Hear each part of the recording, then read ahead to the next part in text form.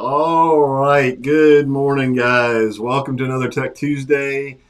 Looks a little different right now. Michael here with Bassmaster Elite Pro Wes Logan. I don't like Israel. I don't have the goatee. Not Uh, enough miles on me.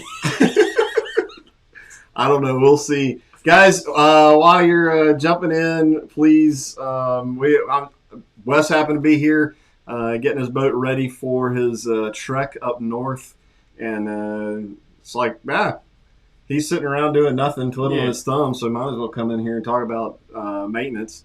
For sure. But thanks for jumping in on a last minute. So, guys, you can drop some questions in there. Will be with us in just a few minutes. I've got a few questions for him that folks have been sending me via message. But I hope everybody is doing well, enjoying summer, ready for the 4th of July, a little bit of admin. We will be closed the 4th and the 5th. So we will be closed Monday. Normally we're closed on Sundays. So if you need anything, don't expect to come running in here Monday to get that part or to get that oil or get that new battery or whatever else it is. Tubes, we've still got some on the shelf. So jump in here this week and get what you need. So you're getting ready to head up. Oh, Ricky, what do you got? I need glasses. I can't even read that. Yeah, it's a little. Hey guys, Wes, congratulations on having a good season. Thank you, Mr. Ricky. We're not done yet. We've got to finish it. Not done yet. So one thing I thought might be kind of fun to just start off with Wes as we're talking about tech and boat maintenance and all that kind of stuff. I asked him before we jumped on here a question of what's kind of your most memorable on the water repair and fix. He kind of grinned. So I'm anxious. I have not heard it. It's not that bad. It's just memorable in my instance. I guess it was my rookie year on FLW, which I think was 2018, and it was the last term of the year. And I wasn't running a Skeeter then. I was running a different brand boat. And we were in the middle of Lake St. Clair. The final day of practice, and I've never been we'd had 2 days of practice, and the wind wasn't blowing that bad, and then today it decided to blow, and I wasn't used to that kind of waves, and we ran across the lake. I actually ran to the Canadian side. Me and Canterbury did. Oh, thank God. We get over there, and you take some waves, getting over there, and take a few over the bow. I mean, we're talking about 4 and 5 footers we're fishing in. And I realized the bottom of the boat, where your feet are, water was building up. There ain't no bilge pump running, ain't anything running. I go back there. The automatic one wasn't turning on, so I hit the switch for the manual bilge pump, and it didn't come on either. And at that point, you're start checking things because, you got to get the water out of the boat or the boat's going to sink. And 30 minutes later, there's still not a bilge pump running, automatic or manual. So somehow I get in touch with Scott because there wasn't very good phone service. He gets over there, and we're back there, and we're in the middle of the Great Lake, or this Great Lake, 4 footers. Had to pull all the batteries out, had to take the pumps loose, clean out the stuff in the pumps. One of the pumps was actually bad, but we finally got everything back together. Actually had to take the oil tank out. I'm talking about in the middle of the lake, it was. Wow. Canterbury remembers it. It's pretty bad. Thank God he was there, but just the main thing with that is always now I have a spare bilge pump in my boat for that exact reason, because all you gotta do is take it off and pop a new one in, because they do burn up, and that one of them burned up at the worst time possible, and then the other one just needed a few stuff cleaned out of it. So. But it could have got a little dicey out there, because it wouldn't have took long, because the boat was that far from going under the water. Wow. In the back. So you carry a pretty full toolkit with you? Not really, not a whole lot of stuff, but just, necessary stuff. Just most of the time, just certain size wrenches, a 9/16, a half, a 10 millimeter, a 3/8, stuff like that. And then I'll take a spare bilge pump. I always have a spare prop. I have a spare trolling motor prop. I have a prop wrench, and then I have just a little block of wood in there, to stop your prop when you go to turn it, because you're out in the middle of the lake. It's harder to change a prop than you think it is. And sometimes you can't get to the bank, or you're in a hurry, something like that. But that's mainly about the And I always have electric tape and zip ties. I mean, you never know when you're going to use that. And I like to carry you can buy them at any hardware store or Walmart or anything like that, like a set of stainless screws, just different sizes and stuff like that, just for emergency cases. All right. Well, so how often have you had to change props through the years on the water in the middle of tournaments? Me personally, I think I've only had to do it twice. Right. I had to help a guy change one out in the middle of the lake one time, and I mean it's easier with two people, but I mean you can do it with one, but it does get kind of tough. How about you guys out there? Drop it in the comments if you've had to change props. I'm always kind of curious. I know around here I see a few catastrophes that come in, especially when you're fishing Neely and Weiss, and some of our fun waters around here. Yeah. So Keith, and we'll see if Israel can go into any more detail. But how many hours should you change your oil on your 4-stroke Mercury? It's going to be 20 hours for the first service, and then it's going to be every 100 hours after that, or once a year. So I don't. I'll leave that to Iz if he suggests doing any more or less. I know he usually kind of says that's based on, do you run it harder, or what kind of conditions you're running in. You may want to do it more often. But guys, y'all have any questions for Wes? Drop them in there, and let's see. I'm gonna have to keep asking you some. I was trying to think of something else we can talk about in the boat. I mean, you carry spare fuses? I have a few. I just keep them in a little Ziploc in the tool bag. Just 5s, 7s, and 10s. Nothing really crazy or anything like that. Because I mean, a lot of times, most of the time, you're not going to blow a fuse. The main fuse issues I've had is just they shake loose or something like that, and that's mainly the whole problem. You just go to check them, and they've wiggled loose or something like that. Because I mean, our boats go through a lot. One thing I was going to mention, like we're going up north, and there's not that much big water around here. But if you do plan on doing anything like that, or if you've been in some rough water, check your bolts on your jack plate, or the bolts. If you don't have a jack plate, your motor straight to your transom. Check those because they can get worked loose. I've still got to do that before I leave, and I'll actually check them. Probably daily up there, just because the water's so rough and beating, banging around, and those screws will get loose. And I have broken some from jack plate to transom, and it's kind of sketchy. Your motor's just back there, kind of just bouncing. Yeah, that's oof. So I know one thing that service always harps on is checking for particularly fishing line getting in your prop. Are you diligent to you check that as much as you think you should? Or? Yeah, for sure. And I mean, you hate that you have to check it because us as fishermen, I mean, if you fish in the bank or boat, whatever, you don't need to throw your line into the water. I mean, stuff happens. I understand that, but do as much as you can to throw it away in the proper place, recycle it, however you want to go about it. But on your engine prop and your trolling motor prop, it can be real bad for the seal on the engine, the lower unit with that line getting in there. But it can mess up a trolling motor foot too real quick. And I think that's more likely where you're going to get your line from is on the trolling motor, because most of the time if your prop hits it from your boat, you're going to cut it all up. But braided line could get wrapped up in there and it could cause a lot of damage. All right. Well, let's shift gears, and we'll talk electronics. I don't know if Iz probably got grabbed to help somebody down in service, but electronics is something that obviously being talked about a lot now as kind of, I'd almost say, the standard. We're seeing guys buying 4 graphs. I know for you guys in the Elite Series, you've been running big setups for a while now, but Yamaha building a new motor, cranking out a bigger alternator to help charge. A lot of questions that we're getting about lithium batteries. If you're running 4 graphs, if you're running some sort of forward sonar, 360, all that kind of stuff. Where are you at on thinking through a lot of that kind of stuff and preparing for what is to come? Things get bigger. There ain't no telling what's to come, because as far as we came in the past 2 years, I actually just got the brand new Humminbird Mega Live on my boat last week. And the cool thing I want to go in about that real quick is I don't think it's drawing near as much battery power as the other brands. just because I've been with guys that are running the other brands, and it seems like they draw a lot, after a couple hours, and it just seems like that the Hummingbird's not doing that because basically all it is there's no there's no black box, there's nothing you have to hook it to actually run.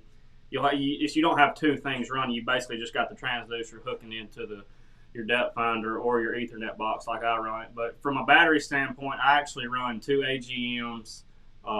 For my cranking and all my accessories and stuff, and then my trolling motor batteries, I have run three 12-volt lithiums. It seems to work really good. I've done that the last 2 years. But like I said, I'm running 5 12-inch Humminbird helixes with the 360 and the live. And I mean, for the past week, I've been running it and I hadn't seen any drop in voltage issue. But I think the main thing with that is that I'm running the C Clear power harness, all dedicated power coming straight from a 31 AGM battery, and they actually have those available here at Bucks. I mean, they're top of the line wire and harness. I won't. This is the first year I've actually ran one, and I won't run a boat without it, just because of how much voltage you have throughout the day, and your images stay as clear as they possibly can, even 8-10 hours, running it. Well, and now next year for 2022, Skeeter's adding in that 8-gauge. Wiring harness in the boat, so anxious to get our hands on one of those. Actually, we're anxious to get our hands on any new boat these days, much less the 2022, because we are definitely low on new boats. But so that's at least they're recognizing the increase the demand. I don't know when we're going to have two 32-inch graphs sitting up on the bow. But let's see. That's a long one. Let's see if we can have a Mega 360 troubles. Have it wired in accessory wires up front. Have the shielded wire tied into the negative wire. Just in time. Yeah. Have all graphs on individual 10-gauge wire to the battery. Have two Group 27 lead acid batteries in parallel. 360 will only clear up if the key is on or the motor is running on a 2021 FXR. Mega 360 troubles. Oh Lord. Ideas. Will only clear up. I mean, is it? I'm just wondering if it's like interference wise. I just wonder what's not clear about it, like just the whole picture in general. Oh, two 27s. Okay. In parallel, 360 will only clear up if the key is on. That's weird. Yeah, what does clear up mean? It's probably getting interference. That's what when it turns the key on, interference is going on. Mm-hmm. So, because it wouldn't be a power issue.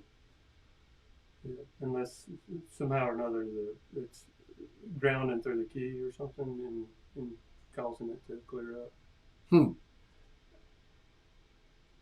Well, he's talking about that shielded wire. See clear? Yes, it's blurry and can't see anything until you turn the key on. Huh. That's the first for them. It's got to be an interference issue. Yeah. It may be something with when he turns the key on, it's putting the ground to something, helping it to drop some interference. Well, that's a tough one. Any chance it could just be a bad 360 unit? Not with clearing up when he turns the key on. Because if it was bad, it wouldn't work at all.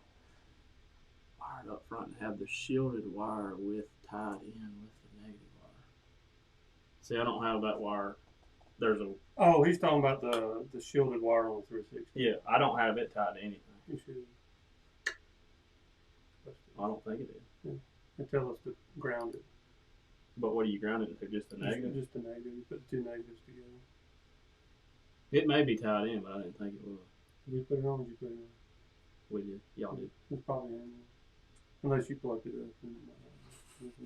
Unless you messed it up. You did help us really good. I did. I can't say we crimped it or you crimped it. So, but you're not having any interference. No, mine's gen clear. Yeah. So, But mine's also run to the harness. It's not run. I don't have anything run on those accessory switches. oh, okay. And so his is on accessory. His got. He says he's tied it into that. There's them accessory wires running up there. I got you. Yeah. Yeah. You may want to put it on dedicated, straight to dedicated power. I believe that might. I'm just wondering if them accessory wires are hitting anything or touching something. It could be. Yeah. Could be. And with the engine running, it may draw some of that interference Off out. of it. Off of it. Yeah. Or with the key on. You just never know. Electrical stuff is weird. Mm-hmm. Especially in a boat. Well, I guess, Zach, if you're nearby, you can always swing through here and let us lay eyes on it. So he's had it straighten the battery off. Oh, okay. Well, might want to put some of those magical ferrites on there. Dude, it worked on mine. I think it did. Yeah. I know it helped on the live. Yeah. Like, it's gone. Is it? Okay, Mhm. good. Yeah. So we have these little. This is kind of a weak magnet. It's called ferrite, and sometimes you can put that stuff around your wires, and it'll actually get rid of some interference. So maybe something you want to think about. And you can get them off eBay. Just look up ferrite, magnets. And the best ones to get are the ones that fold up and clip, so you don't have to try to feed a wire through it. So I gave Wes some the other day. So All right. I don't know if I have any more. Yeah, there's one on your I was microphone. about to say, right I there. see one right there. I would unplug it and show it to them, but they won't be able to. All right. Well, All right, I gotta go. See well, ya. Wes, thanks for I joining us. appreciate it. Good luck. Thank you. See you, Mr. We'll see you on the internet, man. The interweb. All right. Well, I got a couple of questions. We did have a question earlier about Mercury changing the oil change interval. I gave him the standard book answer. What? Every 100 hours, a little more, yeah, depending on the conditions. If you're a wide open guy all the time, especially if you have like a Pro XS with a Torque Master, I would change it more. And the reason I say that is because they have a tendency of getting water in them, or losing oil and not getting water in them, which is even worse. I know that sounds weird, but water can act as a slight lubricant. Air does not lubricate at all. So if you're losing a little bit of oil throughout the season, or if you get some fishing line around your prop shaft and you don't know because you don't, your prop's in the way, sometimes it's hard to see. So it's good to at least check it, Yeah. And if you don't want to drain, if the oil is nice and clear and looks pretty, it doesn't hurt to screw the thing in there and just top it off, make sure it's completely full, because I've seen them where they've lost oil and they're only halfway full, and it'll still destroy a pinion gear. All right. Or break a tooth off the. So I got one question that's a little different than our norms that got sent in to me. So the guy's got a 2000 Allison Grand Sport with a 280 2.5 Merc. And I've got a couple more pictures I can show as we talk through this, but the setback on 2 jack plates. Basically, he's getting chine walk, and it's getting wild above 45 miles an hour, so it's planing off really quickly. He's since done some troubleshooting and figured some stuff out, but I'm just curious where you would start with something like that. I would my first. I've had several buddies with these motors. And that's the blade. That's the prop he's Yeah. running. And the question would be, is he new to this boat? I don't know if he's new to the boat or if he's experienced with Allison's, but Allison is a beast, especially if you use the trim too much. Like my buddy's Allison, it was a 21XB, I think, and you hit the trim button one time really quick, and then you were running 95 miles an hour and you didn't touch it. Otherwise, you would be going crazy. it'd be get real stupid. Even with me, and I can drive most everything. So my advice is to make sure you're not over trimming it, and make sure you're not over jack plating it. All right. I mean, I don't. Yeah, he was asking about whether to put a hydraulic jack plate on it and all that kind of stuff. With that, so I'll skip to what he did find at least as an issue that it seems like it fixed it, but it was the steering bushing was crushed. Yeah, and that can, on a high performance boat, that can cause some weariness because you want very little movement back there when you're going 100 miles an hour, because it makes a big difference between 70 and 100. So would you recommend a hydraulic jack plate for maxing out the performance on? Yeah, probably. How about a double stack? I don't know. You don't need that. All right. I'm hearing some questions pop in here. Steven. With a V, not a PH.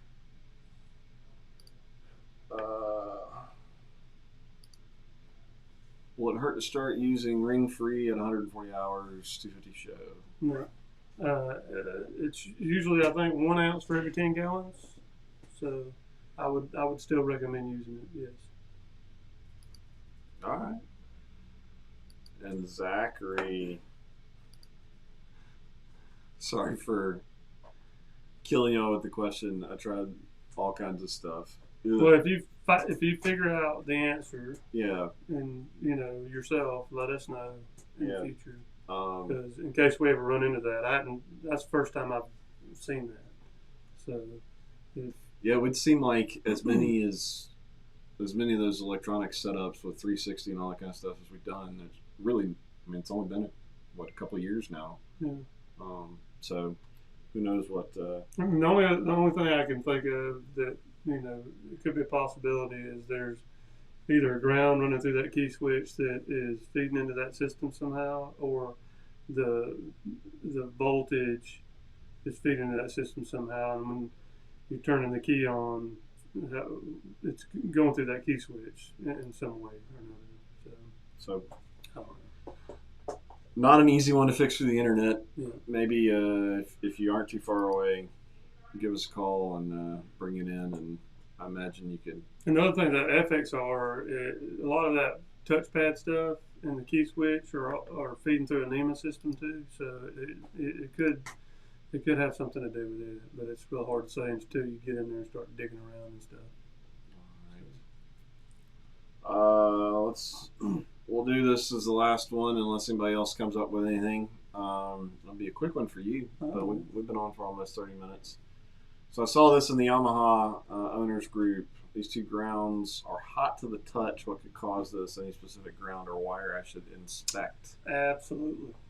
Yeah, you can have a loose ground on either your engine, the one that's going to the battery, either your engine or on the battery. If it's loose, that thing will turn the color of my shirt.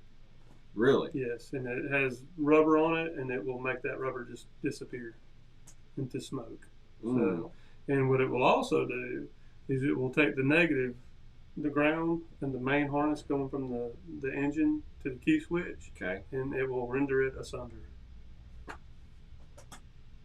Absolutely. That doesn't sound cheap. If you leave the ground off the main battery and have the normal ground that's going through the boat, it will try to crank that motor through a 16 gauge wire. And that's usually when it melts it all the way to the key switch. And it'll crank up a few times before things start smoking. A few times. Yeah. All right. Well, guys, thank y'all so much. I guess I should take the opportunity for July 4th weekend. Please, please, please be careful. Pay attention to what's going on around you. And all the, I guess I'd be more worried about all the idiots that you can't control that are going to be doing some dumb things on the water. So, but we want to see you back here next week and in weeks to come. So be safe out there. Maybe do some fishing early. We'll do a fishing report, and I have a feeling the fishing report is going to consist of stay with kids on shore. Find something else to do besides getting out and going fishing with all the crazy traffic that's going to be going or on. just fish offshore. Fish offshore. Yeah. Off the bank. Do we call them shores on the river? It's off the bank. Off the bank. I don't know. I guess if you fish offshore and you're down on the Gulf Coast, that would take a totally different.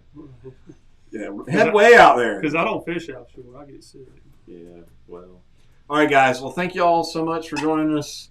Thanks for jumping up here, and a huge shout out to Wes Logan. Yeah, guys, he is having a great year. Go follow him. Their turn up north here coming up soon. Should be some entertaining. Fishing for some smallmouth. Yeah. So I'm excited to see how that goes. So, all right, guys, y'all have an awesome week.